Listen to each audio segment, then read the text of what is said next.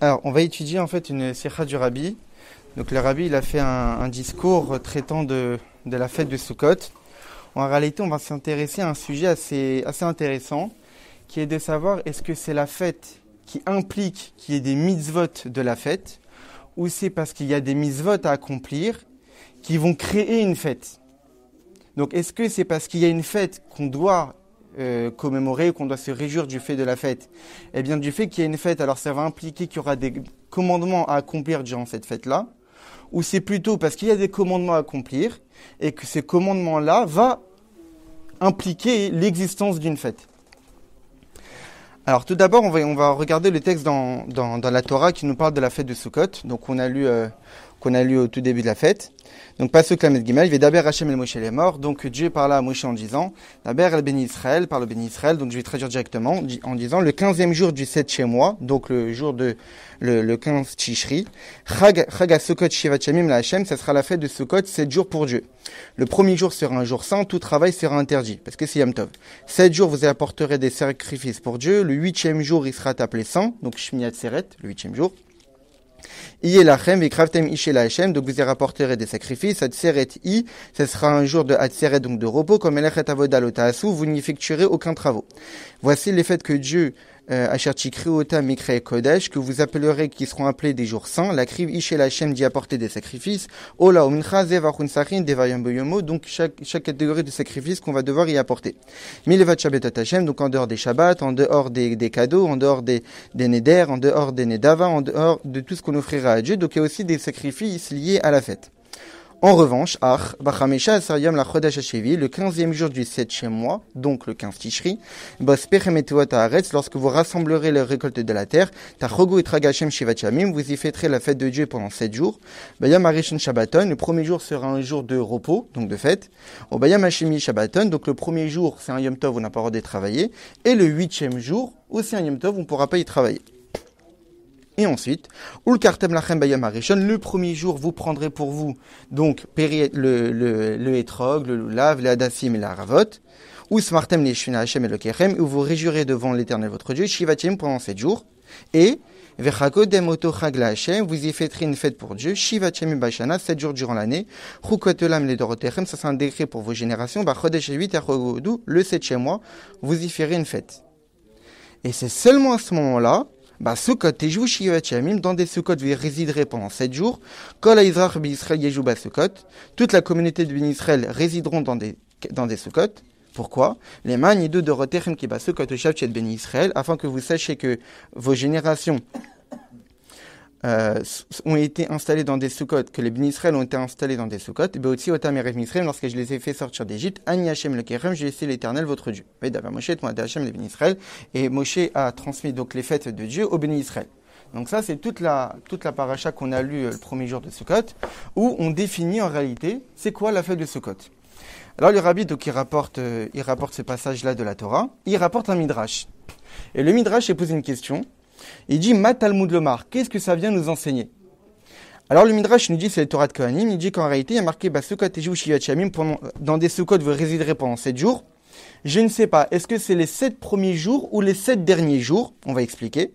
Et le Midrash de nous répondre qu'en réalité, il y a marqué le 15e jour du 7e mois, Chag Sukkot Shivat Shamim la Hashem, ce sera la fête de Sukkot pendant 7 jours.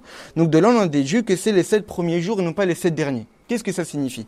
Les commentateurs expliquent ce Midrash, qu'en réalité, c'est quoi la question?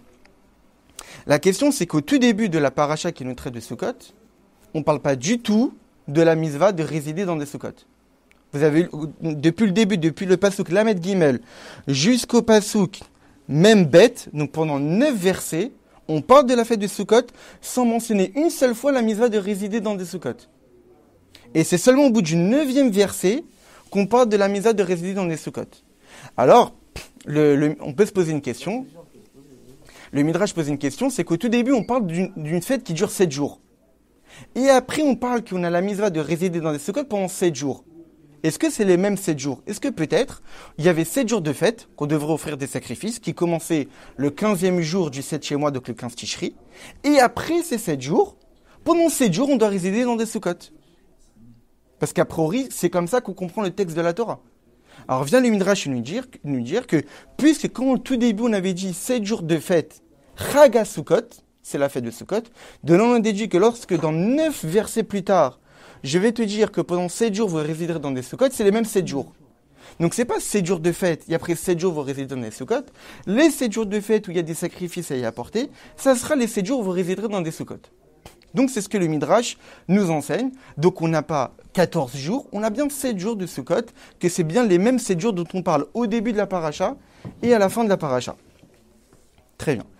Lorsqu'on voit ce Midrash, a priori, eh bien, on peut déduire quelque chose. Qu'est-ce qu'on déduit ? On peut déduire qu'en réalité, il y a la fête, qui est 7 jours de fête, qu'il y a le premier jour, que c'est un jour de repos, où c'est interdit d'y travailler, de faire des travaux, où il va devoir offrir des sacrifices. Et il y a aussi la misa de Sukkot. Parce qu'en réalité, a priori, si la Torah avait besoin de donner une allusion pour nous dire, tu sais, les 7 jours dont on te parle, c'est les mêmes 7 jours où on va devoir résider dans des Sukkot. Donc, qu'est-ce qu'on pourrait déduire ? C'est que la misva de résider dans une Sukkot, c'est une misva qui est subsidiaire, c'est quelque chose qui est en plus que la fête elle-même. Il y a la fête de Dieu, qu'on va devoir offrir des sacrifices. Mais parmi cette fête-là, il y a une particularité, c'est qu'il va falloir résider dans des Sukkot. Mais est-ce que pour autant, c'est l'essentiel de la fête ? A priori, non. Puisqu'on aurait pu penser que la fête existe sans même la misva.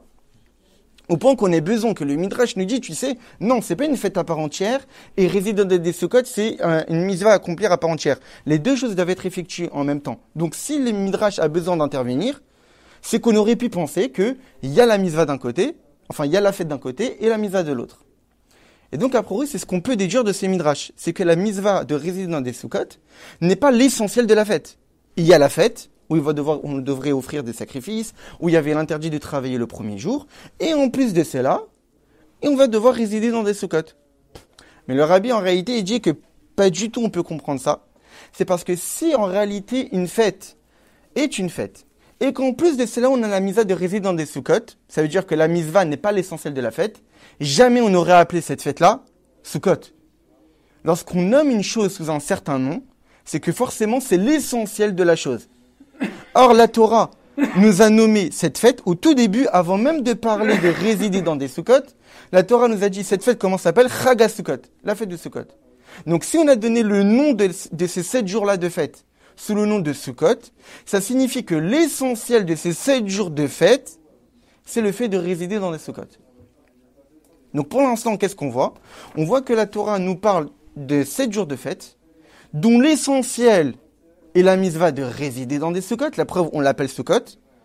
Mais c'est quand même bizarre que si c'est l'essentiel de la fête qui est de résider dans des Sukkot, pourquoi tu m'en parles 9 versets plus tard ? Si c'est l'essentiel, tu m'en parles au tout début. Tu me dis ça dès le début.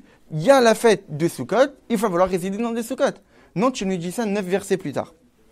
Et donc le rabbi ici, il pose 2 questions. La première question qu'il pose, c'est que si les 7 jours de fête dont on parlait au tout début, même 7 jours, il va devoir résider dans des Sukkot. Normalement, la Torah aurait dû utiliser un autre langage. Pas de Sukkot et Jouy Shivat Shamim. Dans des Sukkot, vous résiderez 7 jours, mais Sukkot et Jouy Beshivat Ayamim. Dans des Sukkot, vous résiderez dans les 7 jours dont je t'ai parlé avant. Comme ça, je comprends directement que les 7 jours de fête dont on avait parlé au préalable sont en fait les 7 jours de fête dans lesquels je vais résider dans les Sukkot. La Torah n'a pas utilisé ce langage-là. Alors que pour le Lulav, on voit que oui. Qu'est-ce qui a marqué de Lulav ? Ul kartem lachem bayam harishon. Vous prendrez pour vous le premier jour, donc le premier jour des 7 jours qu'on avait parlé avant.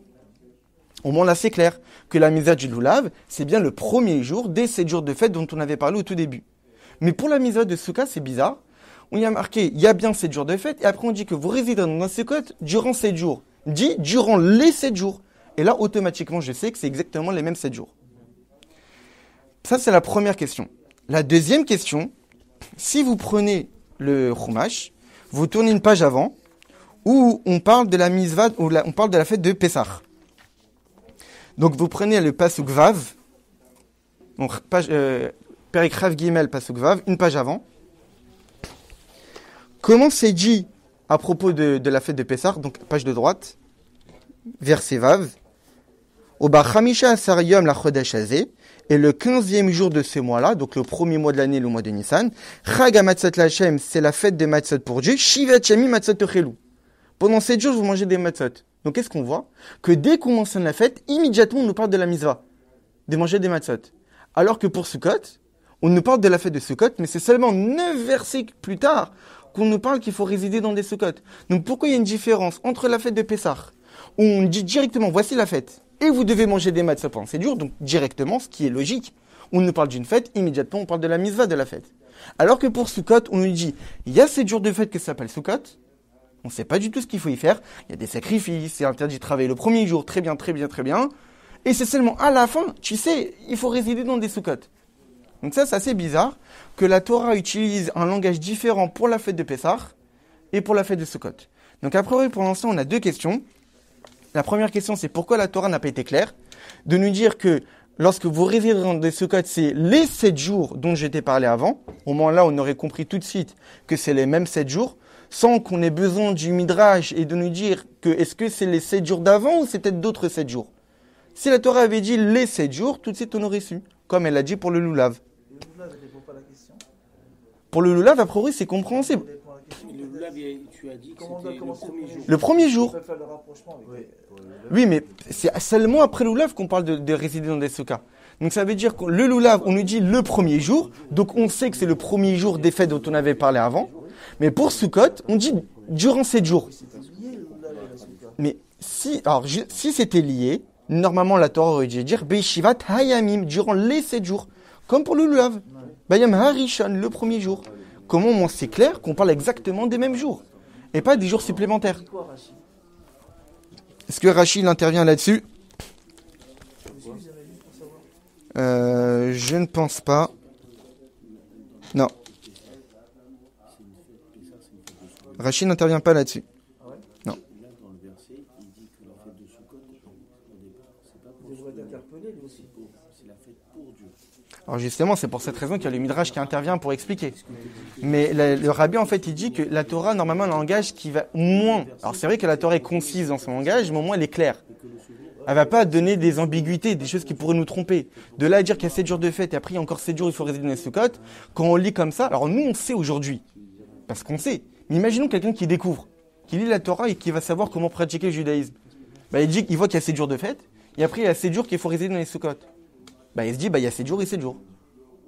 Donc là, normalement, la Torah aurait dû être plus claire. Donc ça, c'est la première question.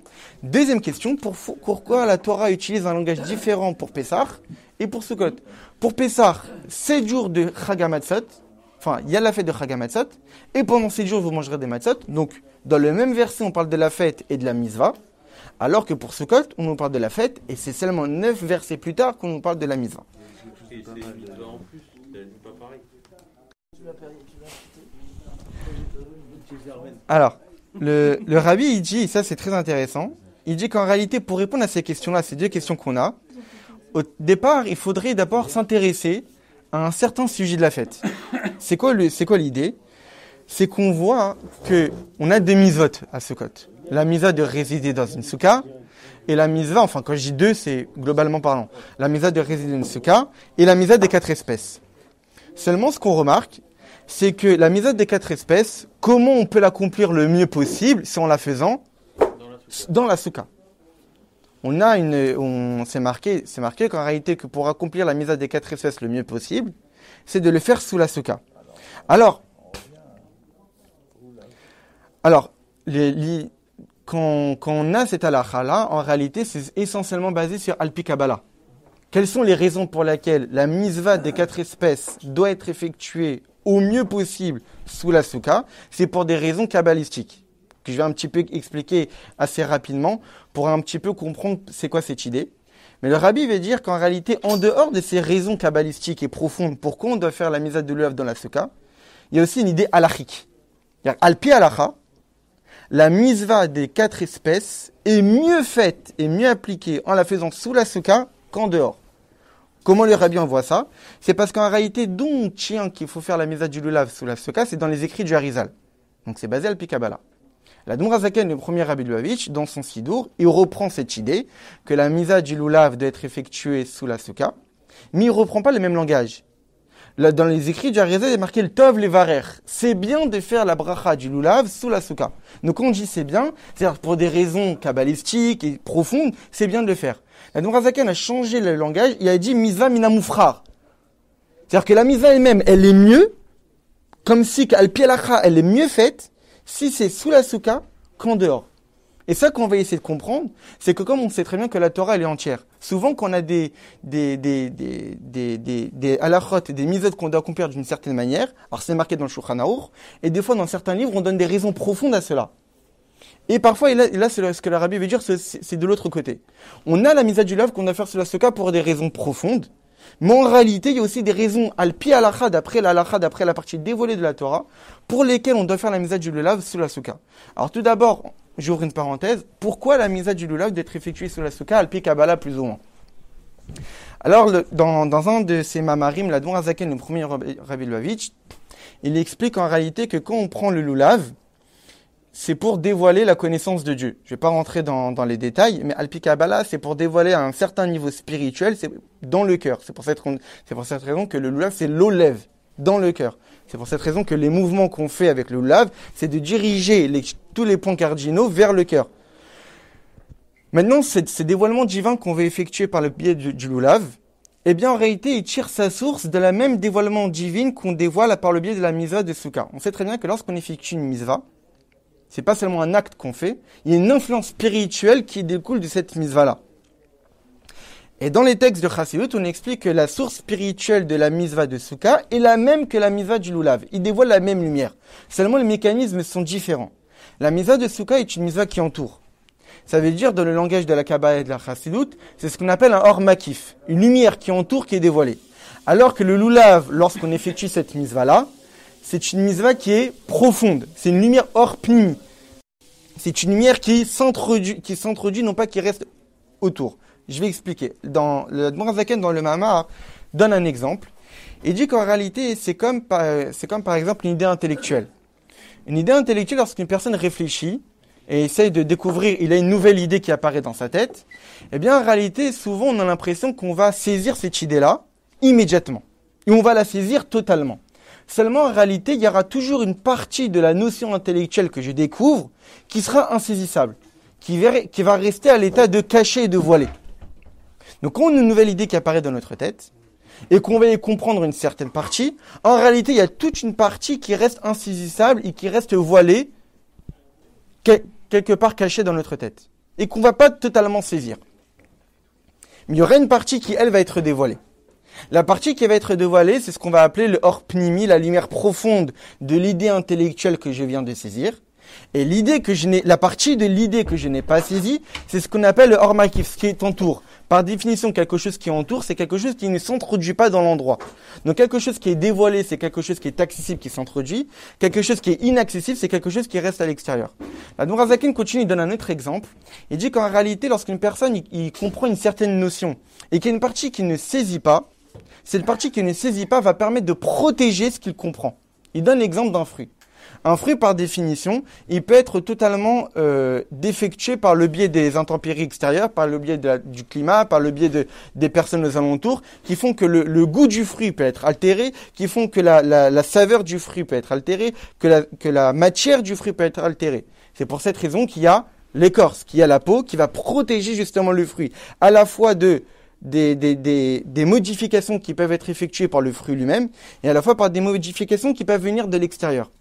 Eh bien, intellectuellement parlant, c'est exactement pareil. Lorsqu'une personne a une nouvelle idée qui apparaît dans sa tête, il y a une partie de cette idée-là qui va pas être saisie, qui va pas être comprise totalement, qui va rester à l'état de caché. Mais c'est justement cette partie de notion qui va rester cachée, qui va permettre de protéger ce qu'on a compris. Lorsqu'une personne comprend une certaine notion, eh bien, en réalité, il y a une idée qui s'est dévoilée. Alors, dès qu'une chose est dévoilée et visible à l'extérieur, alors elle est sujette à pouvoir être agressée. Lorsqu'une personne a compris une certaine chose et qui va énoncer ce qu'il a compris, des personnes peuvent venir et émettre des questions. Je comprends pas ce que tu as dit. Ou émettre des oppositions. Je penserai autrement, etc. Donc, ce qui fait que cette notion que j'ai comprise va être sujette à pouvoir être modifiée. Normalement, ce que j'ai compris totalement avec un certain raisonnement fondé et basé, maintenant, tout d'un coup, ça va être quelque chose qui va pouvoir être modifié et changé. Et c'est justement cette partie que je n'ai pas compris qui va me permettre de protéger. Comment? J'ai compris plus ou moins comme ça. C'est que lorsqu'une personne va soumettre des questions ou va soumettre des oppositions à ce que j'ai pensé, je vais garder dans l'idée qu'en réalité, j'ai pas tout compris. Donc même si dans l'immédiat, j'ai des questions, mais en réalité, c'est peut-être parce que j'ai pas encore tout compris. Si j'avais véritablement tout compris de cette notion intellectuelle, ces questions-là n'auraient pas été des oppositions, parce que j'aurais déjà toutes les réponses. Et c'est exactement pareil pour la souka et le lulav. Lorsqu'on a le lulav, qu'on effectue cette misa qui dévoile une lumière divine extrêmement intense, et qui est l'olève qui se dévoile véritablement, elle a besoin d'être protégée. C'est pour cette raison que du début de la fête, il y a d'abord la misa de souka. La misa de souka, elle entoure, elle va créer un or makif, une sorte de protection spirituelle qui va permettre que lorsque le lendemain matin je fais ma misa de lulav, la lumière divine que je vais dévoiler par le lulav va pouvoir être protégée sans être altérée ou agressée par des choses extérieures. Parce que dès qu'on dévoile une lumière divine, elle va pouvoir être attaquée par des forces du mal. Mais lorsqu'il y a la souka qui la protège, là justement la lumière divine qui se dévoile par le lulav va être protégée. Donc Alpi Kabbalah, rapidement évidemment que c'est expliqué dans des centaines et des centaines de discours, cette notion que la lulav doit être fait dans la souka. Mais rapidement, pour quelle raison arrêter la misa du lulav d'être fait dans la souka? C'est que la lumière divine qui se dévoile par le biais de la souka, qui reste cachée, c'est pour cette raison que la souka, il y a le srar, qui doit être salta merobé mechamata, qu'il y a plus d'ombre que de soleil, donc la notion de cacher et non pas de dévoiler. Il doit y avoir plus de notions cachées que de notions dévoilées, parce que c'est ça ce qu'apporte la souka, c'est une idée de protection, de cacher la chose. Et le lulav, c'est l'acte de dévoiler justement cette lumière divine. Et ce dévoilement de lumière divine va être justement protégé par le fait qu'on a effectué cette mitzvah sous la souka. Tout ça, c'est Alpi Kabbalah. Alors le rabbi nous dit qu'en réalité, alors, et donc ça, tout ça c'est Alpi Kabbalah, mais le rabbi va expliquer Alpi Halacha pour quelle raison le lulav d'être fait, cette mitzvah est mieux faite lorsqu'elle est effectuée sur la souka. Alors tout d'abord, il donne un premier élément de réponse, qui est de dire qu'en réalité, la misa de lulav, pourquoi elle est mieux faite sous la souka, non pas parce que pour des raisons qui concernent la misa du lulav, mais pour des raisons qui concernent la misa de la souka. Pourquoi? Parce que c'est quoi la misa de la souka? Tejvu ken tadoru. Alors, on doit y résider comme si on y vivait. On doit résider dans la souka comme exactement on vit dans notre maison. C'est-à-dire qu'on doit manger sur la souka, boire sur la souka, dormir sur la souka, pour ceux qui ont la coutume, se déplacer sur la souka, vivre sur la souka pendant 7 jours, nuit comme jour, exactement comme on est chez soi. Au point que toutes les choses que généralement je ne les fais pas en dehors de chez moi, eh bien je vais pas les faire en dehors de la souka. À tel point que pour se permettre à faire des choses en dehors de la souka, il faut y trouver des permissions qui vont nous permettre de pouvoir les faire en dehors de la souka. Mais normalement, tout doit être fait sous la souka. Donc si tout doit être fait dans la souka, or pendant les 7 jours de Sukkot, on a la misa du lulav. Donc si déjà pour se déplacer, pour imaginons quelqu'un il est au téléphone, il est en train de se déplacer, il fait les 100 pas au téléphone. Bon, on lui dit fais les 100 pas avec ton téléphone sur la souka. Si déjà rien que pour ça on doit les faire sur la souka, donc à plus forte raison qu'une mitzvah que je fais pendant 7 jours de Sukkot, où est-ce que je vais la faire? Sur la souka. Donc a priori, ça serait un premier élément de réponse. Pour quelle raison, Alpi Halacha, je dois faire la misa du lulav sous la souka? C'est pas pour des raisons qui concernent le lulav, mais c'est pour des raisons qui concernent la souka. Puisque j'ai l'obligation de vivre dans la souka pendant les 7 jours, donc tout y faire à l'intérieur, y compris évidemment les mitzvot, vu que j'ai la misa de lulav, où est-ce que je dois la faire? Dans la souka. Mais en réalité, c'est pas possible que ce soit pour cette raison-là, parce que dans le langage, il y a marqué mitzvat nichilato besuka imiza minamufrar. La mitzvah de nichilat lulav, elle est mieux faite dans la souka. Donc la raison pour laquelle le lulav est mieux fait sur la souka, c'est une raison qui doit concerner le lulav. Pas pour des raisons qui concernent la souka. Ça doit être des raisons qui concernent le lulav. Et ça a des implications à l'achik. Il y a des nafkaminot à l'achik. Comment? C'est que si on dit que la misa du lulav, elle est mieux faite pour des raisons qui concernent la misa de souka. On sait très bien qu'il y a certaines circonstances qui font que on est exempt de résider dans la souka. Lorsqu'il pleut à torrent, par exemple. Donc, normalement, si la misa du lulav, on doit la faire dans la souka pour des raisons qui concernent la souka, lorsqu'il pleut à torrent, qu'est-ce qui se passe? Normalement, qu'est-ce qu'on devrait dire?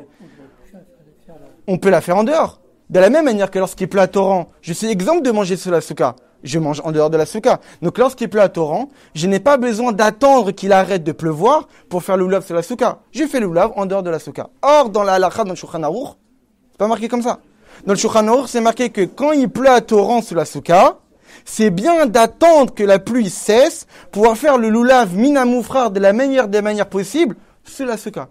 Si on dit ça, c'est que les raisons pour lesquelles on fait le lulav sur la souka, c'est pas pour des raisons de la souka. C'est des raisons qui concernent le lulav. Et donc, on n'a pas encore répondu. Pour quelle raison, al-pi al-acha, la mitzvah du lulav, elle est mieux faite lorsqu'elle est sous la souka. Donc, ça doit être pour des raisons qui concernent la mitzvah de lulav, et non pas pour des raisons qui concernent la mitzvah de souka. Donc, pour l'instant, on a 3 questions. La première question qu'on avait demandé sur le langage que la Torah utilise, Basukot Teju Shivat Yamim, la Torah aurait dû utiliser un langage beaucoup plus clair, que vous résidez dans des Sukkot dans les 7 jours dont je vous ai parlé avant. Deuxième question, on voit que la Torah, comment elle parle de la mitzvah, de Chag HaMatzot, la fête de Pessah, et de Chag HaSukkot, la fête de Sukkot, différemment. Pour Chag HaMatzot, la Torah nous parle, voici la fête de Chag HaMatzot, où vous devrez manger des matzot pendant 7 jours, directement, ce qui est logique. Pour la fête de Sukkot, voici la fête de 7 jours qui seront pour Dieu, fête de Sukkot. 9 versets plus tard, dans ces Sukkot, vous résiderez pendant 7 jours. C'est bizarre. Différence entre Pessah et Sukkot. Deuxième question. Troisième question, pour quelle raison al-pi halacha, le lulav est mieux fait sous la souka? Alors le rabbi, il dit que pour expliquer tout cela, on remarque que dans toute la parashat Hamoada, donc tout le passage dans parashat Emor qui nous parle de toutes les fêtes, donc qui nous parle de Pessah, de Shavuot, de Rosh Hashanah, de Yom Kippour, de Sukkot, on a seulement 2 fêtes qui ont un nom. Chag HaMatzot et Chag HaSukkot. Pour Shavuot, il y a marqué le 50e jour, vous compterez pendant 50 jours. Le 50e jour, vous apportez des sacrifices. Est-ce qu'il y a un nom de fête? Il n'y a pas de nom de fête. Pour Rosh Hashanah, il y a marqué Yeh lachem Shabbaton zichron teroah. Ça sera un jour de repos en souvenir de la sonnerie. Et il y a un nom de fête? Il n'y a pas de nom de fête. Pour Yom Kippour, il y a marqué Yom Kippour, il n'y a pas marqué Chag. Il n'y a pas un nom. C'est un jour du pardon. Il n'y a pas de nom. Donc ça veut dire que les seules fêtes où il y a un nom, c'est Chag HaMatzot et Chag HaSukkot. Et on voit qu'en réalité, il y a des différences entre ces 2 fêtes. La première différence, c'est qu'à propos de la fête de Pessah, il y a marqué au Bachamisha Asar Yom la Chodesh Hazeh Chag HaMatzot l'Hashem, le 15e jour du mois, donc le mois de Nissan, ça sera la fête des Matzot pour Dieu. Donc il y a le nom de la fête, mais on ne dit pas que la fête elle dure 7 jours. On ne dit pas que la fête elle dure 7 jours. On dit que le 15e jour du mois, c'est la fête des Matzot pour Dieu. Est-ce qu'on dit que ça dure 7 jours? Pas encore. On va dire que manger des matzot, ça dure 7 jours. Mais on ne dit pas que la fête, elle dure 7 jours. Alors que, pour Sukkot, il y a marqué Chag HaSukkot, Shivat Yamim l'Hashem. La fête de Sukkot dure 7 jours. Donc, pour Chag HaMatzot, on ne précise pas que ça dure 7 jours. Mais pour Chag HaSukkot, on précise que ça dure 7 jours.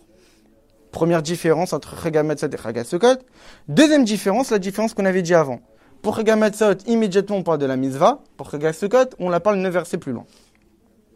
Donc pour expliquer c'est quoi la différence entre ces deux-là, le rabbi dit qu'en réalité, pour comprendre ces 2 différences, il faut d'abord comprendre une 3e différence. C'est quoi la 3e différence? C'est qu'on remarque que pour Chag HaMatzot, dans le langage des Chachamim et dans le Minhag Israël, cette fête-là est appelée aussi autrement. Elle est appelée Pessah. Elle a un autre nom. Alors que pour la fête de Sukkot, on ne trouve nulle part un autre nom. À part évidemment les noms concernant les récoltes. Chag HaSir, Chag HaAviv, etc. Mais c'est-à-dire qu'il n'y a pas d'autre nom. Pour Pessah, il y a Pessah, il y a Chag HaMatzot, mais pour Sukkot, il n'y a que Chag HaSukkot. Donc si la coutume et dans les enseignements de nos maîtres, il y a 2 noms dans la fête pour Pessah, et il n'y en a qu'un seul nom pour la fête de Sukkot, c'est que forcément il y a une différence fondamentale entre ces 2 fêtes. C'est quoi? C'est que l'essence même de la fête de Pessah ne s'exprime pas par le fait d'être Chag HaMatzot. Si toute la fête de Pessah c'était Chag HaMatzot, elle aurait dû avoir qu'un seul nom. Or, si elle a 2 noms, c'est qu'il y a un aspect de la fête qui est la fête de Pessah, et en plus de cela, c'est aussi Chag HaMatzot. Mais est-ce que le fait que ce soit Chag HaMatzot, ce soit l'essentiel de la fête? Non. Parce que si c'était l'essentiel, elle aurait dû avoir qu'un seul nom. Alors que pour Chag HaSukkot, étant donné que cette fête n'a qu'un seul nom, ça signifie que c'est quoi l'essentiel de la fête? C'est les Sukkot. Donc c'est pour cette raison que dans la Torah, où il y a marqué que le 15e jour du mois, ça sera la fête des matzot pour Dieu, immédiatement, qu'est-ce qu'on dit? Matzot techilou, vous mangerez des matzot. Parce que pour quelle raison j'ai pas appelé cette fête Chag HaMatzot? C'est parce que vous mangez des matzot. Si vous mangez pas des matzot, je l'aurais pas appelé Chag HaMatzot. Je l'aurais appelé Pessah. Donc si la Torah a appelé cette fête Chag HaMatzot, elle est obligée de dire immédiatement la raison pour laquelle je l'appelle comme ça. Parce que matzot chelou, vous mangerez des matzot. Parce qu'en réalité, c'est pas ça l'essentiel de la fête. Mais si je l'appelle de cette manière-là, c'est parce que vous mangez des matzot. Alors que pour Sukkot, on dit Chag Sukkot, sans dire immédiatement vous résiderez dans des Sukkot. Parce que de toutes les manières, c'est ça l'essentiel de la fête. Si la Torah avait dit, c'est la fête du Sukkot, et vous résiderez dans des Sukkot pendant 7 jours, j'aurais compris qu'en réalité, pourquoi je l'appelle Sukkot? Parce que je réside dans des Sukkot. Mais elle aurait pu être appelée autrement. Non. La Torah nous dit, c'est Chag Sukkot, et je peux te parler dans 9 versets plus loin de résider dans des Sukkot, c'est pas dérangeant. Puisqu'on sait que c'est ça l'essentiel de la fête. Il n'y a pas autre chose que le fait de résider dans des Sukkot pour cette fête-là. Donc là, en réalité, on a déjà expliqué. On a expliqué les différences entre Chag HaMatzot et Chag HaSukkot. Chag HaMatzot, pour quelle raison il y a marqué immédiatement la mitzvah de manger des matzot? C'est parce que puisque je l'appelle Chag HaMatzot, qui n'est pas l'essentiel de la fête, je dois lui donner une raison à cette appellation-là. Et pour quelle raison je l'appelle Chag HaMatzot? Parce que matzot ochelou, vous mangerez des matzot. Pour quelle raison il n'y a pas marqué que Chag HaMatzot dure 7 jours? Parce qu'en réalité, c'est pas ça l'essentiel de la fête. L'essentiel de la fête est tout autre. Mais pour Chag HaSukkot, j'ai dit immédiatement que ça dure 7 jours, parce que c'est ça la fête. La fête, elle dure 7 jours. Et pour quelle raison j'ai pas besoin de dire que immédiatement vous résiderez dans des Sukkot? Parce que si je le dis, ça laisse entendre que c'est pour ça que je l'appelle Sukkot. Alors en réalité, non, pas du tout. C'est ça l'essentiel de la fête. Et le Rabbi dit, c'est quoi l'explication? Pour quelle raison il y a ces deux différences-là entre la fête de Pessah et la fête de Sukkot? Et là, il dit une notion qui est très intéressante. Le 15e jour du mois de Nissan, Enu Muskar Kayom Yuchad Rak Mishum Shekayemet Bo Amiza Shel Achelat Matzah. Le 15e jour du mois de Nissan n'est pas mentionné comme étant un jour particulier sous prétexte qu'on mange des matzot. Pourquoi c'est un jour particulier le 15 Nissan? Parce que c'est Yom Setecha Meretz Misraim, parce que c'est le jour de ta sortie d'Égypte. Et donc c'est pour cette raison que ça a été fixé comme jour de fête. Va'aya Ayam Azeh Lachem Lezikaron, ce jour-là sera pour vous un souvenir.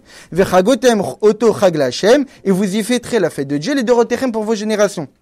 Et puisque c'est un jour de fête particulier, alors il va devoir avoir des mitzvot de la fête. Alors vous mangerez des matzot. Qu'est-ce que ça signifie? Pour Pessah, voilà l'idée de Pessah. Il y a la fête, et puisqu'il y a une fête, alors il va devoir avoir des mitzvot de la fête. Donc le korban Pessah, donc manger des matzot, etc. Mais au premier abord, qu'est-ce qui fait en sorte que la fête existe? La fête elle-même. C'est le souvenir de l'événement de la sortie d'Égypte qui a fait que la fête existe. Exactement. Et puisque la fête existe, alors il va devoir avoir des mitzvot de la fête. C'est pour cette raison qu'elle a plusieurs noms. Pessah et Chag HaMatzot. Ça dépend de l'aspect de la fête. Alors que les 7 jours le 15e jour du 7e mois, donc le 15 Tishri, ne sont pas des jours particuliers à part entière. Mais tout l'inverse. Ce sont des jours particuliers, pourquoi? Parce qu'il y a la misa de résider dans des Sukkot. Donc puisqu'on doit résider dans des Sukkot comme on y vit, pendant 7 jours, jour comme nuit, le fait de résider dans des Sukkot et de faire toute notre vie, jour comme nuit, qu'est-ce que ça crée? Ça crée une fête. Ça crée qu'on est en train de vivre une vie qui est différente de notre quotidien. Donc c'est la mitzvah qui a créé la fête et non pas la fête qui a créé la mitzvah. Donc pour Pessah et Sukkot, c'est complètement différent. Pour Pessah, il y a la fête qui implique des mitzvot de la fête. Pour Sukkot, c'est la mitzvah de résider dans une soukha qui a créé la mitzvah de Sukkot. Qui a créé la fête. Exactement. Donc dit d'une autre manière, on voit que dans chaque Shabbat et chaque Yom Tov, à chaque fois dans la prière, qu'est-ce qu'on dit? Zecher l'Yitzat Misraim. Tout le temps on dit ça.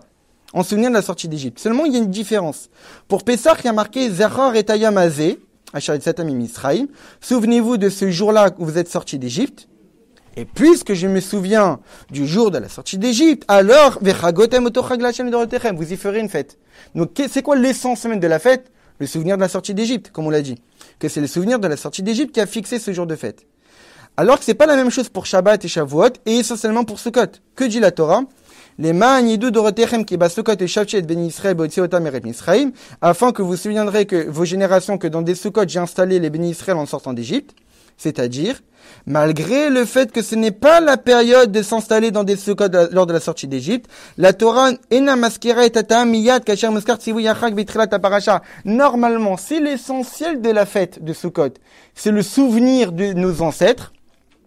Quand est-ce que la Torah aurait dû donner la raison de la fête? Dès le début. Je te parle de la fête de Sukkot. Pourquoi il y a la fête de Sukkot? pour vous souvenir des ancêtres. Non. Elle dit ça tout à la fin. Quand on parle de quoi? De résider dans des soukottes. Parce que quand est-ce que je te donne la raison d'une chose lorsque je te parle de l'essentiel de la chose? C'est quoi l'essentiel de la chose? Résider dans des soukottes. Et si vraiment Sukkot, c'est un souvenir de nos ancêtres, quand est-ce qu'on aurait dû fêter Sukkot? Après Pessah. Or, on l'a fait quand? Maintenant. Aucun rapport.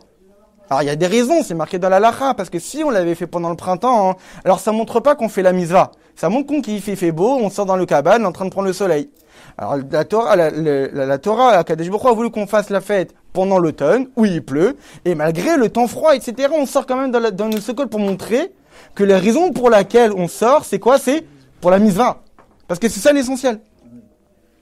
Très bien. Et d'après donc tout ce qu'on vient de dire, on peut comprendre. Donc pour l'instant, on a répondu déjà à toutes les plus ou moins à toutes les questions.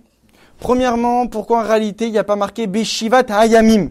Vous résidez dans les Sukkot durant les 7 jours. Si on dit que vous résidez dans les Sukkot durant les 7 jours, c'est comme si qu'il y avait les 7 jours de fête qui étaient l'essentiel, et dans ces 7 jours-là, je vais mettre la Sukkah. Non. On ne dit pas Sukkot Teju Beshivat Hayamim. Parce que la Sukkah, elle n'est pas secondaire. La Sukkah est essentielle. Sukkot Teju Shivat Yamim, vous résidez dans des Sukkot, parce que c'est la Sukkah qui crée les 7 jours. Et c'est pas la Sukkah que je vais mettre dans les 7 jours. C'est la Sukkah qui crée les 7 jours. Ensuite, la deuxième question qu'on avait demandé, les différences entre Chag HaMatzot et Chag HaSukkot, on a expliqué justement parce que les notions sont complètement différentes entre ces deux fêtes. La fête de Pessah, c'est la fête qui crée la mitzvah. La fête de Sukkot, c'est la mitzvah qui crée la fête. Et maintenant, on reste avec la question. Pour quelle raison on fait le lulav sous la Sukkah? Comme on l'a dit, il n'y a pas marqué que l'essentiel, que la mitzvah de Sukkah, on doit la faire durant les 7 jours, mais c'est la fête de Sukkah qui crée les 7 jours. En réalité, c'est la mitzvah de Sukkah qui crée la fête de Sukkot, comme on la vient de le dire. Entre parenthèses, le Rabbi rajoute, de là on comprend les paroles de Rashi, à propos de la fête de Shmini Atzeret. À propos de Shmini Atzeret, c'est marqué dans la Gemara, Regel Bifnei Atzmo. C'est une fête à part entière. Que nous dit Rashi? Comment on sait que c'est une fête à part entière? Dit Rashi tout de suite, chez En Yoshvim Besouka, parce qu'on n'est pas dans la Souka. Comment je sais que c'est une fête à part entière? Parce qu'on n'est pas dans la Souka. Parce que c'est quoi la notion de la fête juste avant? C'est résider dans la Souka. C'est résider dans la Souka qui a créé la fête de Sukkot. Si à Shmini Atzeret je ne suis pas dans la Souka, c'est que forcément je suis dans une nouvelle fête. Donc c'est pour cette raison que Rashi définit, c'est quoi l'idée que Shmini Atzeret est une nouvelle fête? Parce que tu n'es pas dans la Souka. Exactement. Après, aujourd'hui, pourquoi on fait? Parce qu'il y a Seka de Yoma, donc on fait sans bracha, etc. Mais pour le lulav, qu'est-ce qui est marqué dans le lulav? Le kartem lachen bayom harishon. Vous prendrez le lulav le premier jour. Ça veut dire que le lulav n'est pas l'essentiel de la fête. Qu'est-ce qui a créé la mitzvah du lulav? C'est la fête. Vous prendrez le lulav le premier jour. Ça veut dire que qu'est-ce qui a nommé le mitzvah? C'est pour cette raison que qu'est-ce qui a créé la mitzvah du lulav? C'est la fête. La fête a nommé la mitzvah du lulav, la fête a donné la sainteté à la mitzvah du lulav. Donc c'est la fête qui a créé la mitzvah du lulav. Mais qu'est-ce qui a créé la fête? La souka. Donc qu'est-ce qui va définir la mitzvah du lulav? C'est la souka. Donc si je veux faire la mitzvah du lulav entièrement, complètement minamoufrar, il faut que ça soit sous la souka. Parce que qu'est-ce qui a donné l'existence à la mitzvah du lulav? C'est la souka. La souka donne existence à la fête. La fête donne existence à la mitzvah du lulav. Donc si le lulav veut exister entièrement, complètement, il faut forcément que ça soit sous la souka. Parce qu'en dehors de la souka, t'es pas encore dans la fête. Ce qui crée la fête, c'est la souka. Donc si tu veux faire la mitzvah du lulav de la fête, il faut que tu sois dans l'endroit qui crée la fête, c'est-à-dire la souka. C'est ça. C'est pour cette raison qu'on n'appelle pas la fête de Sukkot, lulav ou etc. C'est pas l'essentiel.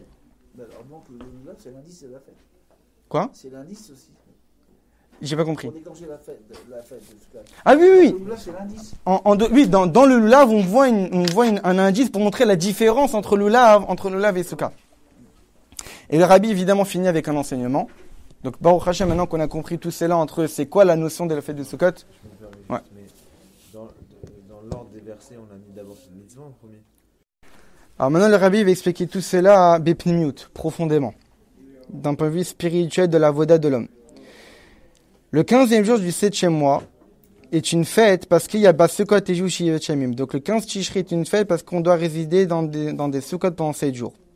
Il y a une supériorité à la fête de Sukkot par rapport à la fête de Pessah, justement par rapport à la notion qu'on vient de dire. Lorsque la Gdusha d'une fête provient des actions de l'homme. Là, la Gdusha de la fête, elle est fixée comment? Par la Mitzvah de la Souka. Qui fait la Mitzvah de la Souka? L'homme. Donc c'est l'homme, en faisant la Mitzvah de Souka, qui crée la Gdusha de la fête.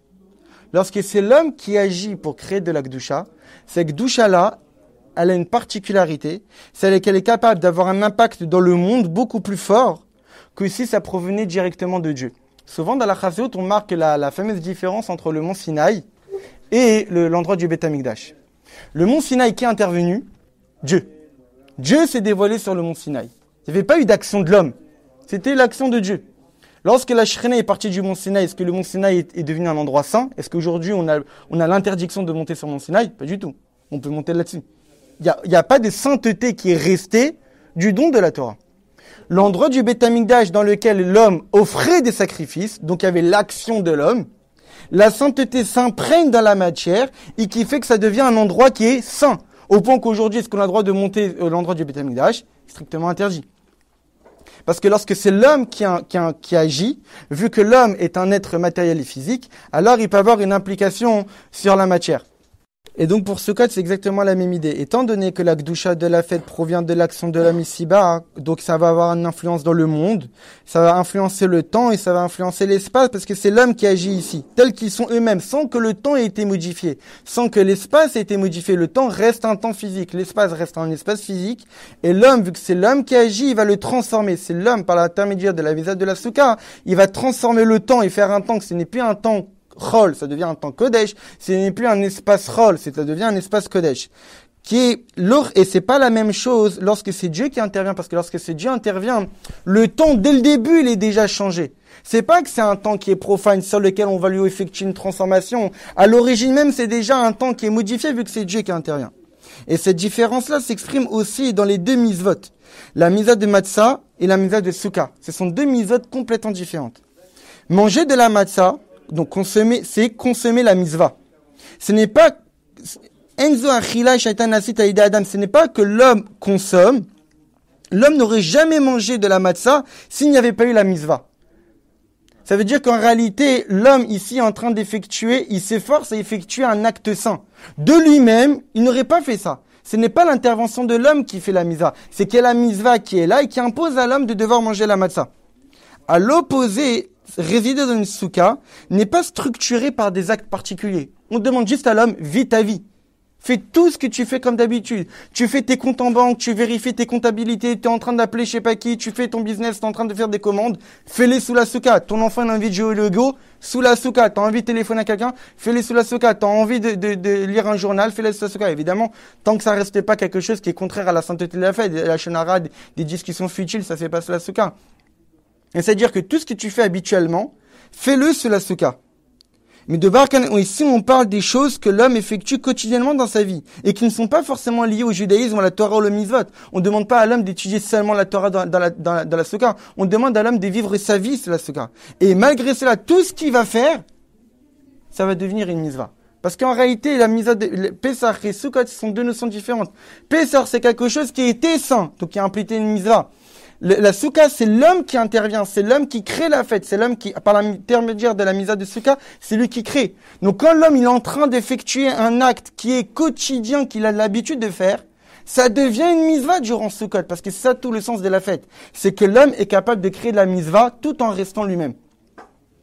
Et ça, c'est la grandeur de la fête de Sukkot. Durant toute l'année, souvent quand on étudie des textes de Moussar, ou des textes de Chassidut, ou même le Shulchan Aruch, on a cette notion de Chol Masecha Yolishim Shamaim, que tous nos actes soient pour Dieu. Ou Bechod Dakecha Deoud, on a plusieurs manières de connaître Dieu. C'est-à-dire que lorsqu'on mange, lorsqu'on boit, lorsqu'on dort, lorsqu'on travaille, normalement ce qu'on est censé atteindre, c'est le faire ça seulement dans le but de servir Dieu. Pourquoi je mange? Pour avoir des forces à bien étudier, pour avoir des forces à bien prier. Pourquoi je travaille? Pour pouvoir avoir de l'argent pour donner la Zdaka, pour mettre mes enfants dans des écoles juives et pas pour devenir riche. Pourquoi je dors? Pour prendre des forces pour me lever tôt au minyan, etc., etc. Normalement, c'est ce qu'on est censé faire. Atteindre un niveau pareil, ça nécessite des efforts qui sont incommensurables. Rien que donner un exemple pour manger. Manger des pizzas ou des hamburgers, ça serait plus possible. Parce que si on mange pour notre santé seulement pour servir Dieu, ça serait on pourrait pas manger de la pizza. Parce que si on veut manger quelque chose qui est consistant, on mangerait autre chose. Si c'est seulement pour servir Dieu, on mangerait pas ça. Hamburger, ça passe. Ça donne des formes. Oui, si on veut, mais ça veut dire que c'est pas la recherche du kiff. On serait pas à la recherche du plaisir. Donc, arriver à un niveau pareil durant toute l'année, c'est compliqué. Viens la fête de Sukkot, quoi que tu fasses, c'est une mitzvah. Tout ce que tu fais sur la soukha, t'es en train de travailler, t'as même pas l'intention que ce soit pour servir Dieu. Si tu le fais sur la soukha, c'est automatiquement une mitzvah. C'est-à-dire que la soukha, elle a une force, ça crée un espace que normalement, durant toute l'année, il faut se fatiguer, il faut étudier énormément de Torah, il faut faire énormément d'efforts sur soi pour atteindre un niveau spirituel. Arrive Sukkot, tu te mets dans un endroit, 4 murs avec un srar, ça y est, tu arrives à un niveau spirituel où tout ce que tu fais, ça devient une mitzvah. Et sur la soukha, c'est une mitzvah. Tu es en train de travailler sur ton ordinateur, tu fais une mitzvah parce que tu es sur la soukha. Parce que tu vis sur la soukha. Et c'est ça la particularité de Sukkot, de la mitzvah de Sukkot par rapport à toutes les autres mitzvot, c'est qu'en réalité elle englobe globellement entièrement, de la tête jusqu'aux pieds. Normalement les mitzvot utilisent un certain membre du corps. La seule mitzvah qui utilise tout le corps, c'est Sukkot. T'es dans la Sukkot, tu fais rien d'autre, t'es statique, on est en train de faire une mitzvah. Et le rabbi finit avec quelque chose qui est extrêmement intéressant. Après, même quand tu dors, tu fais vraiment rien. Exactement. Tu fais rien et c'est mitzvah. Exactement. Tu fais dormir. Est-ce que Le rabbi finit par une notion qui est très intéressante. Il revient sur l'idée que le loulav sur la soukha. Et il dit qu'en réalité, que Dieu Admorzaken, les filles le matin, avant la prière, lorsqu'on est encore sur la soukha, on fait la bracha du quoi? Du loulav. Une personne pourrait penser, et se tromper, que la nécessité d'être entouré de la soukha et d'effectuer la mitzvah de la soukha selon la volonté de Dieu, c'est pour qui? C'est pour des gens que dans la vie de tous les jours, sont dans le monde matériel. Et justement, on leur donne l'opportunité que leur acte matériel et quotidien va devenir une mitzvah. Mais quelqu'un qui, de toutes les manières, toute la journée, étudie la Torah, par son étude de la Torah, il est déjà attaché à Dieu.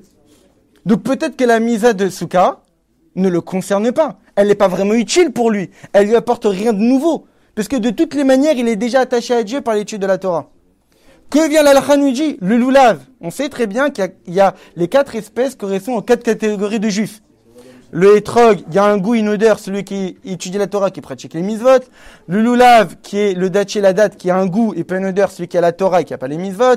L'adas, qui a une odeur, qui a pas de goût, c'est qui ont les mitzvot et pas la Torah. Et la rava, qui a ni goût, ni odeur, qui a ni la Torah ni les mitzvot. Donc quand on dit de faire la mitzvah du loulav sous la soukha, le loulav, ça représente qui? Celui qui étudie la Torah. Donc on te dit, celui qui représente la Torah, il va aussi être sous la soukha.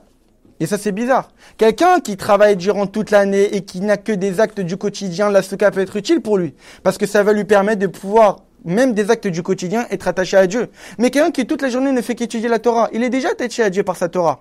Qu'est-ce qu'on va lui demander d'aller sous la soukha? Ça lui apporte rien. Pour quelle raison on ferait, et c'est ça l'idée, la symbolique et le message. Le loulav, qui représente celui qui étudie la Torah, tu le fais où? Dans la soukha. Parce que même quelqu'un qui étudie la Torah, la mitzvah de soukha va lui apporter. Ça va lui apporter quoi? Ça peut apporter à quelqu'un qui a des actes du quotidien, manger, dormir, travailler, etc. Ça va lui apporter une symbolique que même ça, tu peux servir Dieu. Mais la Torah, de manière naturelle, tu sers Dieu. Non. Quand tu fais le loulav sous la soukha, c'est mitzvah minamoufrar. Quelqu'un qui étudie la Torah sous la soukha, c'est mitzvah minamoufrar. C'est quoi l'idée? Quelqu'un qui étudie la Torah, qu'est-ce qu'il fait? Il absorbe la sagesse de Dieu. Mais pour que ton étude de la Torah soit minamoufrar, soit le mieux possible, il faut que ça soit sous l'idéologie de la soukha. C'est quoi l'idéologie de la soukha? C'est quelque chose qui t'entoure. Si tu veux que ta Torah soit la meilleure possible, il faut que tu prennes conscience que la sagesse de Dieu est au-dessus de toi. C'est pas quelque chose d'accessible. Quelqu'un qui étudie la Torah en dehors de la soukha, c'est quelqu'un qui croit que l'étude de la Torah est accessible et comprend tout. C'est vrai que la Torah, tu dois la comprendre, on doit la saisir. Mais on te demande que la loulav, tu le mets où? Dans la soukha. Ton étude de la Torah doit être imbriquée dans l'idée que la sagesse de Dieu est quelque chose qui te dépasse. C'est quelque chose qui t'entoure. Et c'est seulement de cette manière-là que tu sais que quand tu t'apprêtes à étudier la Torah, tu es en train de t'attacher à la sagesse divine, la sagesse d'Akadosh Baruch Hu qui est infinie. Et là, tu vas véritablement étudier convenablement, tu vas pouvoir véritablement t'attacher à la véritable Torah, pas une science que tu crois accessible à l'humain, à quelque chose qui te reste inaccessible mais que Dieu t'a donné le cadeau, par le biais d'une annulation vis-à-vis de Dieu et de l'humilité, le cadeau de pouvoir y accéder. Et באופן כללי, כאשר היהודי אינו עוסק בתורה בפועל בלבד, אלא יש לו גם חביבות כלפי התורה. Et quand le juif, non seulement il étudie la Torah concrètement, mais il a aussi un amour de l'étude de la Torah. Il valorise la Torah. Pourquoi? Parce que c'est la Torah de Dieu, comme on vient de le dire, le lulav. Dans la soukha, la Torah dans l'idée que ça le dépasse.